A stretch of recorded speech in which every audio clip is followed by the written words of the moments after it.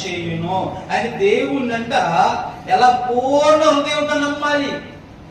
దేవుణ్ణి పూర్ణ హృదయంతో నమ్మాలి. స్వబుద్ధిని ఆధారం చేసుకోకూడదు. ఇలా స్వబుద్ధి అనేది ఎలా ఉంటుందంటే మాకు తెలియదేంటి, మీరు మాకు చెప్పాలనా, మాకు తెలవదా, మాకు బుద్ధి లేదా అని చాలా మంది తమ స్వబుద్ధి చేత ఒకటేమన్నాడు, చెలికాని చేత చిక్కుల్లో పడతామన్నాడు.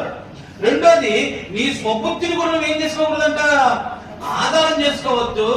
నీ స్వబుద్ధిని నువ్వు ఆధారం చేసుకోకూడదు. దేవుని ఏం చేయాలంట, పూర్ణ హృదయంతో ఆయన అంగీకరించాలి. అంగీకరించడమే కాదు, నీ ప్రవర్తన అంతటి ఏం చేయాలంట, ఆయన ఒప్పేసుకో, ఆయన అంగీకరించు. ప్రభువా, నా ప్రవర్తనని నువ్వు నడిపించు, నా జీవితాన్ని నువ్వు కొనసాగించు.